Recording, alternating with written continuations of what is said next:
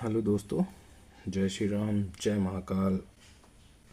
आज हम लोग देखेंगे एमपीपीएससी जो हमारे 21 अक्टूबर से जो मेंस के पेपर होने जा रहे हैं, उसमें हम आज समझेंगे कि कैसे पेपर आएगा। जो फर्स्ट बार मेंस लिख रहे हैं उनको ये डेमो एज अ पेपर को दिखा के मैं बताने वाला हूँ कि पेपर को कैसे रोल नंबर, कैसी गलतियों से बचना है और कैसे भरना है और कैसे आंसर को सही क्रम से और सही यूनिक ट्रिक से, और जो क्वेश्चन नहीं आ रहे उनको स्किप करना है, छोड़ना है, उसके आगे बढ़ना है। वो सारी चीज़ें मैं आगे वीडियो में बताने वाला हूँ। मेरे साथ जुड़े रहिए, ठीक है। आइए देखते हैं। सबसे पहले तो ये जो अपना रोल नंबर होगा, ठीक है, वो हमको भरना है। जैसे कोई भी डिजिट का किसी का भी नंबर मान के चलिए 14302 9, ठीक है। ये अपना रोल नंबर हो गया। अब इसी प्रकार रोल नंबर है जो वो शब्दों में लिखना है। यहाँ पे जो मैं वो कर रहा हूँ, वहाँ पे ऐसा नहीं करना। ये अंकों में लिख दिया। उसके बाद में ठीक हिंदी में लिखना चाहें हिंदी में लिख लीजिए, इंग्लिश में चाहें इंग्लिश में लिखिए, लेकिन हिंदी में ही लिखिए, ठीक है। 1 4 3 0 2 और 9, ठीक है। इसी प्रकार नीले पेन काले पेन का यूज़ करना है, लाल पेन वगैरह का यूज़ नहीं करना। मैं खाली आपको समझाने के लिए यूज़ कर रहा हूँ। पहले सबसे अब इसमें देखना है रोल नंबर, इसमें भरना जो यहाँ पे भरा है 1 4 3 0 2 9। इसी प्रकार से ये देखना है हमको, इसमें 1 कहाँ है, इसको हमें ब्लैक कलर से इसको पूरा करना है कवर। इसमें से 4 देखना है, 4 कहाँ पे है, यहाँ पे है। ये 4 पूरा ब्लैक करना है, ब्लैक कलर से करना है। मैं ब्लैक पेन ले ही लेता हूँ।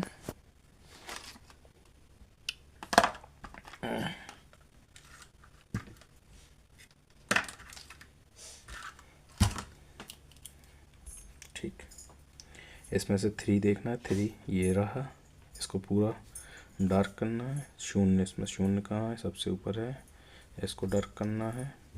इसमें से 2 कहाँ है, ये हमारा 2 है, इसको पूरा ब्लैक करना है। इसमें से 9 कहाँ है, ये हमारा सबसे लास्ट में है, ठीक है। जिस भी विद्यार्थी का जो माध्यम हो, हिंदी या अंग्रेजी, वो अपने माध्यम को ब्लैक कलर के, इसको जैसे हमारा माध्यम हिंदी है तो हम इसको हिंदी में पूरा ब्लैक कर देते हैं, ठीक है। आगे की चीज़ें सब लोग वहीं पे समझा दीजिए। आइए देखते हैं पेपर कैसे करना है। सबसे पहले 2 मिनट शांत रिलैक्स होना है, पेपर को देखना है आराम से। अब जैसे ये क्वेश्चन जो मैंने लिए हैं, ये 2022 के मेंस के पेपर के हैं। ये जो क्वेश्चन मैं कर रहा हूँ वो कर रहा हूँ paper number first part A का, जो सबसे पहले होने वाला है आप लोगों का, उसी का मैं डेमो कर रहा हूँ कि पेपर को लिखना कैसे है, आंसर को सही तरीके से, और कितना लिखना है, शब्दों के अकॉर्डिंग कितना लिखना है, कितना समय देना है। ज़्यादा समय अब ये 2-2 नंबर के आने वाले हैं, जो पहले 3 नंबर के आते थे क्वेश्चन। अब सबसे पहले इसमें ये प्रश्न दिया गया होगा, अम्बस्ट क्या है, या अम्बस्ट एक शब्द बस दिया, उसको आपको डिकोड करना है। सबसे पहले उस चीज़ के बारे में जो उससे जुड़ी हुई चीज़ें, पहली चीज़ जो है उसके बारे में बताइए। जैसे संस्कृत और पाली साहित्य में अम्बस्ट जाति, मतलब अम्बस्ट एक जाति थी, ठीक है, और अम्बस्ट एक देश का उल्लेख भी मिलता है। मतलब जाति और देश के उल्लेख को ही अमष्ट कहा जाता है। ठीक, जानकारी लिखना है, इसमें से 327 ही सबको। ठीक है, अब यहाँ पे थोड़ा ये सैंपल वाली कॉपी है, इसमें सही दिख नहीं रहा, मैं बता रहा हूँ। ये चिनाब नदी है, उसके आसपास के एरिया को, मतलब चिनाब के दक्षिण तट पर ये जाति रहती थी या निवास करती थी। और अब इससे जुड़ी हुई चीज़ें क्या हुआ है, युद्धोपजीवी था, मतलब इनका जीवन ही युद्ध करके निकलता था। ठीक है, लेकिन बाद में क्या हुआ, युद्धोपजीवी था, लेकिन बाद में इनको मतलब इनने युद्ध छोड़कर एक ये यहाँ लिखा है चिकित्सा शास्त्र अपना लिया था। ठीक है, इतना ज़्यादा बस वो पर्याप्त है, इतना ही लिखना है। ठीक है, नेसेस्टक क्या है, अब नेसेस्टक के बारे में जानना है। नेसेस्टक ब्रह्मचारियों का एक भेद है, मतलब एक ब्रह्मचारियों का समूह कह लें या भेद कह लें, वो चीज़ कहलाती है। वह ब्रह्मचारी जो उपनयन का मतलब होता है जो बच्चे के जन्म लेने से और मृत्यु काल के समय तक। ठीक है, ये जो लिखा है जैसे उपनयन काल से लेकर, उपनयन मतलब जन्म लेने से लेकर मरण काल तक ब्रह्मचर्य पूर्वक गुरु के आश्रम पर ही रहते। मतलब जो पहले समय में, पुराने समय में जो आश्रम हुआ करते थे, वहाँ पर जो गुरु हुआ करते थे, वहाँ पे ये नेसेस्टक करके कुछ ब्रह्मचारी रहते थे जो जन्म से लेके मृत्यु काल तक वहीं पर उनका निवास स्थल होता था। ठीक है, ये इतना लिखना है। और सीधा मतलब टू द पॉइंट, 2 मार्क का नंबर आ रहा है, शब्द सीमा भी रखना है। जैसे मैं यहाँ पे देख लूँ, 1 2 3 4 5 6 7 8 9 10 11 12 13 14 15 16 17 18 19 20, मतलब वर्ड टू वर्ड हमको, मतलब 20 से 22 23 24 भी हो जाए, कोई दिक्कत नहीं। कंटेंट हमको भर के देना है और जल्दी जल्दी देना है, अच्छे से समझ के। ठीक है, संगोद्वाहा क्या है, अब इसको एक और डायमेंशन तरीके से भी हम लोग आंसर लिख सकते हैं, जैसे कि ये संगोद्वारा के बारे में बताया गया है। ठीक है, सबसे पहले नंबर पॉइंट 1 डालना है। एक ऐसी महिलाएं जो विवाह से पूर्व तक शिक्षा ग्रहण करती थी, मतलब प्राचीन काल में जो महिलाएं होती थीं, संगोद्वाहा उन महिलाओं को कहा जाता था जो शादी से पहले तक शिक्षा ग्रहण करती थी, उनको संगोद्वाहा कहा जाता था। ठीक है, मतलब ये शिक्षा ग्रहण करती थी। अब पॉइंट नंबर दूसरा डालना है। पॉइंट नंबर दूसरा डाला अपन ने, ब्रह्मचर्य का पालन करती थी। ठीक है, ये ब्रह्मचर्य का पालन करती थी। ठीक है, इनमें से की पॉइंट देखना है, मेन उसी को याद रखना है और बकाया ऑटोमेटिक जोड़ते जाएंगे आप। ठीक है, तीसरा पॉइंट डालना है, मैत्री प्राचीन भारत की ज्ञानी महिला थी, मतलब ये उससे जुड़ी भाई एक महिला, मतलब किसी भी उसको नाम दे दिया है, मतलब जो वहाँ पे मेन थी, मैत्री प्राचीन भारत की एक ज्ञानी महिला थी, मतलब जो उनमें से श्रेष्ठ थी, उनका नाम अपन ने बोल दिया है। अब उसके आगे देखेंगे भावनाग के बारे में जानेंगे। ठीक है, भावनाग भारतसेव वंश के नागों में से एक थे, मतलब जो भावनाग भारतसेव, मतलब जो शिव को मानने वाले वंशज थे, उनमें से एक थे। ठीक है, शासनकाल लिख लिया अपन ने, मतलब उससे जुड़ी भाई चीज़ें, मतलब वो क्या है, भारतसेव वंश के एक नागों में से एक थे। ठीक है, शासनकाल 290 से 315 ईस्वी तक के बीच में भावना। और फिर उसके बाद में क्या हुआ, उसके मतलब भावनाग के बाद में मथुरा पर, मतलब जिस क्षेत्र पर आज के वर्तमान में मथुरा, उस क्षेत्र को राज करते थे। ठीक है, फिर उसके बाद में मतलब भावनाग के बाद में वाकाटक सम्राटों का शासन हुआ, मतलब इनके बाद में भावनाग के बाद में ये अपने वाकाटक आए। अब देखते हैं थट्टा क्या है। ये ऐसी एज इट इज़ क्वेश्चन दिए रहेंगे आपको वहाँ पे मेंस में, इसको फटाफट मतलब शब्दों को, शब्द सीमा को भी ध्यान में रखते हुए बड़े आराम से और तरीके से जल्दी जल्दी फटाफट करते जाना है। थट्टा ये थट्टा अब है क्या, ठीक है, आइए जानते हैं। थट्टा पाकिस्तान के सिंध प्रांत में स्थित जानकारी। अब ये पाकिस्तान के सिंध प्रांत में ये स्थित है, ठीक है। ये थट्टा जो नगर है या जगह है, ठीक है। 13वीं से 17वीं शताब्दी सूबेदारों की राजधानी रही है, ठीक है। यहाँ से एक पॉइंट और निकल गया, एक पॉइंट ये हो गया, एक पॉइंट ये हो गया। मतलब सीधा सीधा पॉइंट देते जाना है और जल्दी जल्दी 2 मार्कर क्वेश्चन 20-20, 25-25 शब्दों में बटाबट जल्दी जल्दी देते जाना है, ठीक है। पाकिस्तान के सिंध प्रांत में स्थित जानकारी मिलती है। 13 से 17वीं शताब्दी सूबेदारों की राजधानी थी। प्रमुख, अब उसमें भी प्रमुख देखना है क्या क्या थे, कौन कौन थे प्रमुख। मुगल काल थे। व्यापारिक केंद्र, मतलब इसमें से ये अपन को पॉइंट पकड़ लेना है। एक व्यापारिक केंद्र था। मैं आपको सिर्फ ये बता रहा हूँ कि हमको करना कैसे, क्वेश्चन जैसे आया उनको डील कैसे करना है, कितना लिखना है, कितनी जानकारी देना है। इससे ज़्यादा जानकारी आप अगर देने में लग जाएंगे तो आपको ये आगे चल के जो 7 मार्कर 10 मार्कर क्वेश्चन मिलने वाले हैं, आप इनमें पीछे हो जाएंगे, ठीक। और मैं ये भी बताने वाला हूँ कि कौन कौन से क्वेश्चन आपको छोड़ने हैं। अगर नहीं बन रहे तो उस पर मत अटकिए, आगे बढ़िए और आगे चीज़ें देखते हैं, ठीक है। ये व्यापारिक केंद्र था। वह पूरब का वेनिस कहा जाता था, मतलब पूरब का वेनिस कहा जाता था, ठीक। उससे जुड़ी हुई एक चीज़ अच्छी है।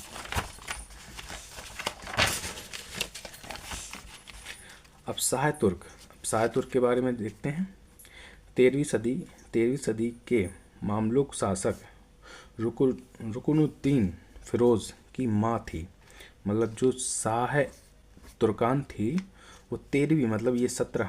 अगर हिस्ट्री का क्वेश्चन आ रहा है तो आपको 17 मतलब याद रखने की कोशिश करना है कि कम से कम एक कोई ना कोई हम उसमें सन डाल दें, जिससे कि उस आंसर का एक अच्छा सा जो एग्ज़ाम चेकर होता है वो कुछ समझे कि हाँ बच्चे ने कुछ अच्छी चीज़ें डाली हैं और उस क्वेश्चन के बारे में बच्चे को जानकारी है, ठीक है। 13वीं सदी में ममलूक शासक रुकनुद्दीन फिरोज की माँ थी। मतलब जो शाह तुर्कान थी वो फिरोज की माँ थी। 1236 में बेटे के सिंहासन पर बैठने वह रानी माँ बन गई। रानी माँ की मतलब उपाधि ले ली थी। मतलब उसका बेटा शासन सत्ता नहीं संभाल पा रहा था तो उसकी माँ शासन गद्दी पर बैठी और रानी माँ की कह ले तो एक उपाधि ली और बन गई थी तथा राज्य के मामले संभालने लगी। ये बस इतना सा देना, मतलब 2 मार्कर में ज़्यादा टाइम लगाना ही नहीं है, ठीक है। शेख मोहम्मद गौस। अब शेख मोहम्मद गौस के बारे में देखते हैं। मतलब ये क्वेश्चन आया, समझा और सीधा लग गए, ठीक है। गौस या ग्वात 16वीं शताब्दी। मतलब मैं बोल रहा हूँ कि अगर हमारे पास में हिस्ट्री का क्वेश्चन आ रहा है, हिस्ट्री से संबंधित है, तो जहाँ तक हो आप उसमें सन डालिए, ठीक है। देखते हैं। गोस या ग्वात, ये इसको इस हिसाब से भी आ सकता है ये क्वेश्चन।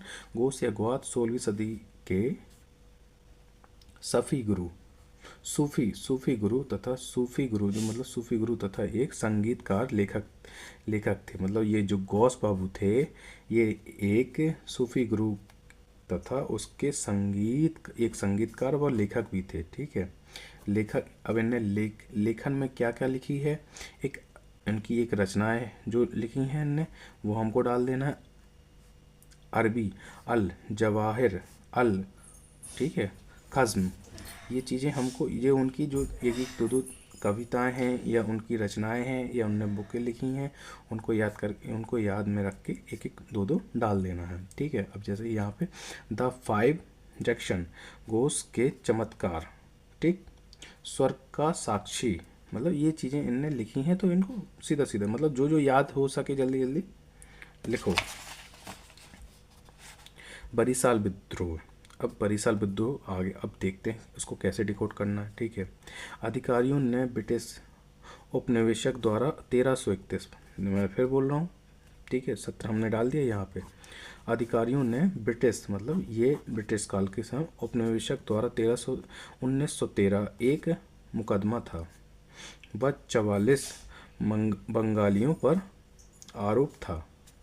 मतलब जो ब्रिटिश कंपनी उपनिवेशक कंपनी थी, उनने 44 लोगों पर एक आरोप डाला, और मतलब बंगाली 44 लोगों पर, बंगाली वो बंगाली थे, ठीक है, बंगाल में रहने वाले बंगालियों पर आरोप था कि ब्रिटिश शासन के विरुद्ध विरुद्ध भड़काने वगैरह या विद्रोह करने की साजिश कर रहे हैं। ये बरिसाल विद्रोह के रूप में जाना जाता है।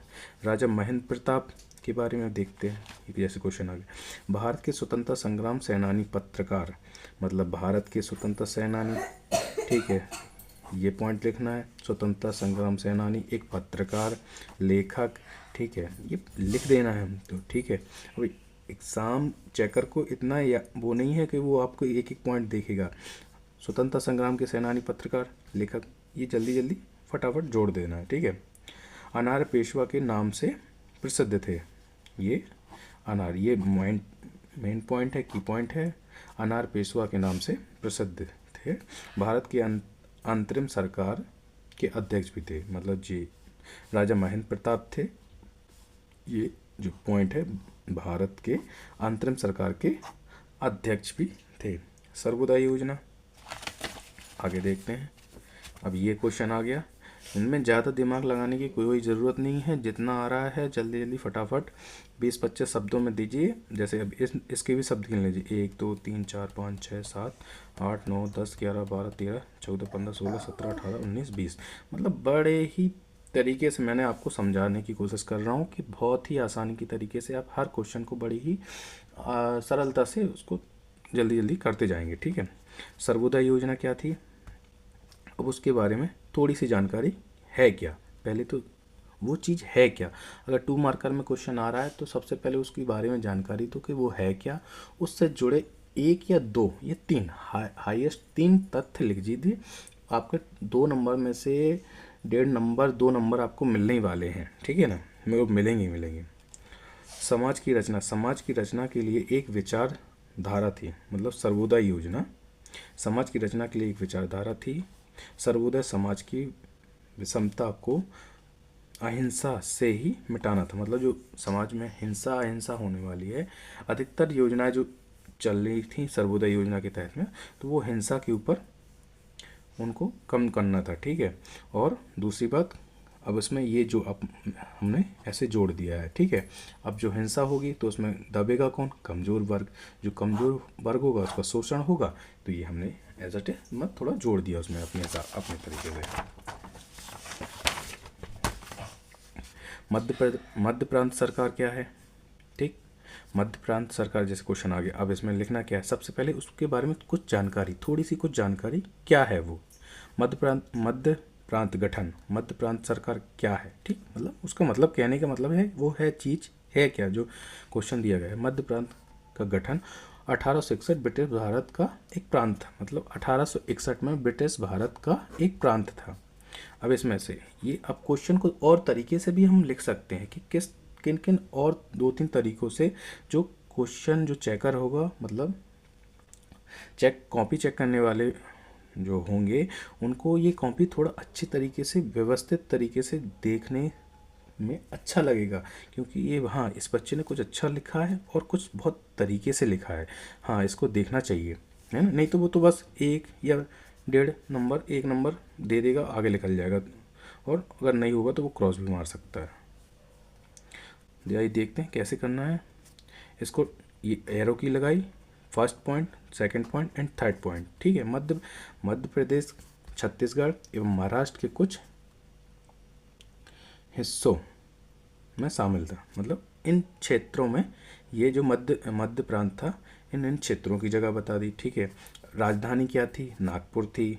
युद्ध मुगलों और मराठों से ब्रिटिश शासन, मतलब ब्रिटिश सरकार जीत गई थी, ये हो गया, ठीक है।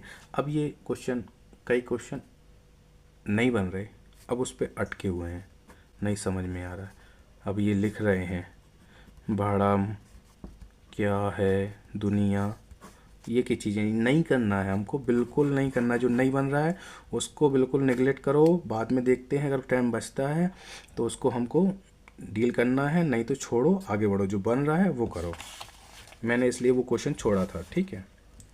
गाय गोहरी क्या है, अब ये हमने एरो की बना के दी थी। अब हम इन क्वेश्चन को पॉइंट में भी दे सकते हैं, मतलब एक क्वेश्चन चेकर अगर समझेगा कि हाँ बच्चे को नॉलेज है, वो बड़े ही प्यार से, मतलब डिटेलिंग तरीके से पॉइंट टू पॉइंट चीज़ें बता रहा है हमको, ठीक है। गाय गोहरी क्या है, आदिवासी व सांस्कृतिक की एक अनोखी परंपरा है। मतलब गाय गोहरी एक आदिवासी व सांस्कृतिक एक अनोखी परंपरा थी, ठीक है। मन मतलब अब उसके अंदर थोड़ी डीप में जाके, मन्नत मांगने वाले लोग जमीन पर लेट जाते थे इसमें, ठीक है। ठीक है, अब थर्ड पॉइंट अपन ने निकाल के दिया, गायों का झुंड उनके ऊपर से निकलता था। लो हो गया, सीधा सीधा पॉइंट है ना, मैं सीधे सीधा दे रहा हूँ, उसमें घुमा फिरा के दुनिया वो नहीं कह रहा हूँ, उसमें हमारे शब्द भी हो रहे हैं और पूरे पूरे 1 2 3 4 5 6 7 8 9 10 11 12 13 14 15 16 17 18 19 20 21 22 23, बस छोटे छोटे भी देते जा रहे हैं तो उसमें पर्याप्त हमको समय मिल जाएगा। काउंसलिंग ऑफ रीजेंसी क्या थी, अब इसमें हम अंकों में भी अपन हेडिंग दे सकते हैं। गठन, सबसे पहले ये काउंसिल ऑफ रीजेंसी क्या है। गठन 21 अक्टूबर 1943 एक विशेष सांसद द्वारा कानून प्रस्तुत किया गया, ठीक।